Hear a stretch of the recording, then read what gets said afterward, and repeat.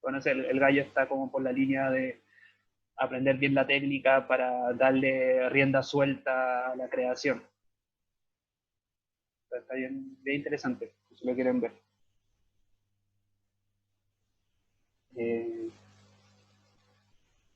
Bien.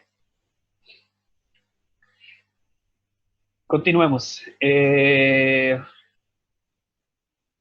Estamos viendo lo que es la tradición de intervención en redes 2, que hemos estado llamando, que se desprende de la teoría de sistemas autorreferenciales.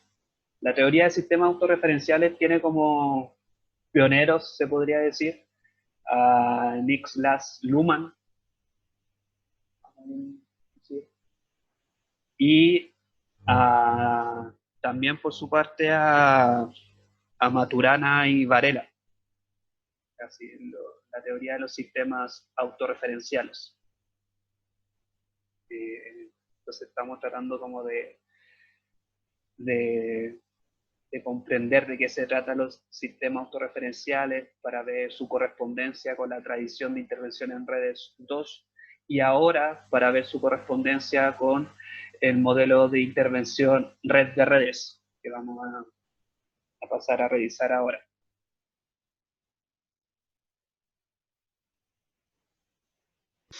París, tengo una duda. Nato. Habías dicho que una estrategia de la tradición de intervención de redes 2 es ajustar los sentidos y significados desviados a los sentidos centrales.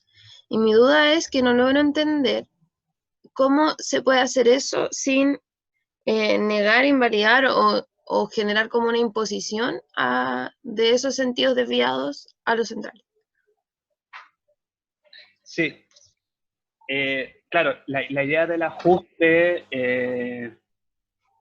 tiene que ver, o sea, se puede pensar de inmediato con una idea de captura, de captura por parte de aquello mayoritario respecto a lo minoritario. Por eso yo me quedaría más con la idea de coexistencia. Se trabaja justamente para que haya una posibilidad de reconocimiento por parte de los sentidos centrales respecto a esos sentidos particulares. Entonces, claro, la idea de ajuste no sé si está bien pensado, atendiendo a lo que dice Nato. Quedémonos mejor con la idea de coexistencia.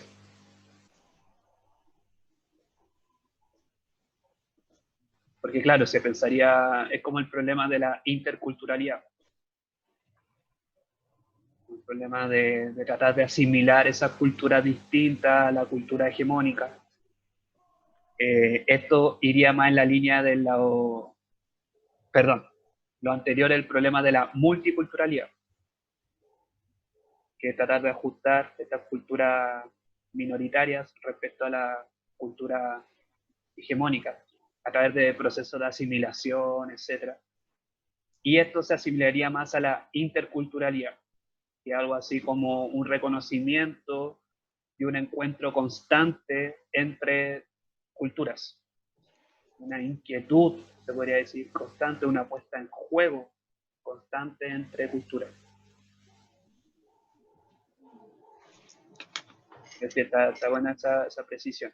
Claro, más que ajuste, quedémonos con la idea de la coexistencia. Gracias.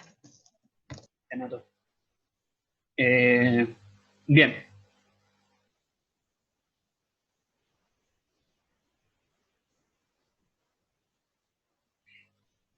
Y claro, para posibilitar ese encuentro y reconocimiento de sentido, una de las estrategias puede ser justamente exacerbar los sentidos minoritarios, para dar cuenta del modo en cómo son desviados o excluidos por los sentidos centrales. Y de ese modo resignificar también los sentidos centrales.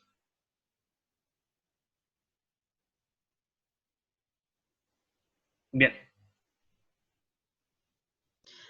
Oye, París, y cuando esos sentidos desviados son como extremadamente desviados, como muy alejados de los sentidos centrales, igual está difícil como poder hacerlos coexistir, po.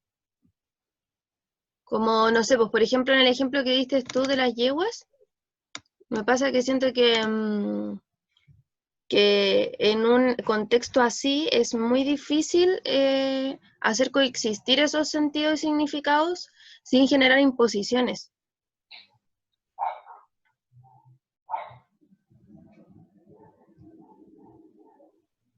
Mezclémoslo con el poder que vimos con Andrea, perdón. Mike. Porque Dale, Mike, perdón, sí, júgatela, juégatela. me pasaba lo mismo porque el tema de la coexistencia sigue llamando como a la mesa la imposición de sentidos, po. Entonces, estaba pensando esto, como en una sociedad como la que tenemos ahora, está difícil que no se superpongan sentidos o que hay un sentido hegemónico que trate de abalanzarse sobre los sentidos que tienen menor impacto. Entonces, la coexistencia a mí se me hace como, bueno, ok, los vamos a integrar, pero yo sigo reinando. Entonces, no sé, creo que está bueno discutir eso, porque también creo que integra el tema del poder, el poder de los pensamientos, el poder de la idea, el poder hegemónico. Entonces, no sé qué se pensó ahí también, po. Claro, claro. Ahora, eh, uno podría pensar que el principio de coexistencia podría justamente como solventar esta Mm, economía de poderes. Como claro. uno podría pensar que la coexistencia como ideal vendría a ser la desaparición de lo central de los sentidos y que hubiese algo así como Ujú, sentidos nomás puestos en juego. ujú. Claro, el tema ahí sí, pues, pensarlo en la práctica está mucho más difícil por lo que te decía, pues, como esta idea imperante y la normatividad, etcétera, etcétera, pero es bueno tomarlo como un ideal, eh, Claro, como un trabajo para llegar a ese ideal, pero en la práctica va a estar muy, muy, muy difícil poder tener una coexistencia de varios sentidos, siendo que tenemos un sentido hegemónico o varios sentidos hegemónicos que reinan sobre otros. Entonces claro. esa era la acotación. Y, y ahora estamos pensando que acá se ocupa como, o sea, se configura como problema la desviación y exclusión Ujú, de sentidos. Entonces, respecto a la pregunta que decía Nato, por ejemplo, dentro de esta perspectiva, uno podría legitimar como un sentido a encontrar eh, aquellos sentidos de grupos fascistas, te damos un ejemplo.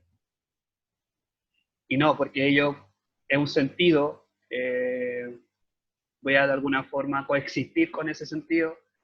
Uno podría pensar que dentro de esta perspectiva te otorga como criterios éticos de decir no, esos sentidos, digamos, hay que resignificarlos en cuanto a que posibilita procesos de desviación y exclusión. ¿Cachai? No sé si, eh, o sea, la coexistencia no supone, digamos, la, la libertad absoluta de sentidos. ¿Cierto? Es coexistencia en cuanto a que no suponga desviación ni exclusión. Hay sentidos que sí, o sea, dentro de sus supuestos, excluyen. Por ende, serían problemáticos. Por ende, habría que resignificarlos. Como que no se piense tampoco como la libre expresión. ¿Cachai? claro, el tema también está ahí, creo, en que la resignificación también puede ser una vía de exclusión o desviación. Estaba viendo ayer un documental de la Segunda Guerra Mundial, súper cortito, y el tema era que Estados Unidos resignificó la historia, po, al final con el tema de los nazis. Puso dos parámetros, nosotros fuimos los buenos los que salvamos y los nazis eran los malos que derrotamos. Entonces ese fue un cambio de resignificación social también, pues, y que todo en la historia se acepta como tal. O sea, el protagonismo y la validación de Estados Unidos como El Salvador, y etcétera. Entonces, me da como la sensación de que también puede ser de ese lado. Ojalá no fuera así.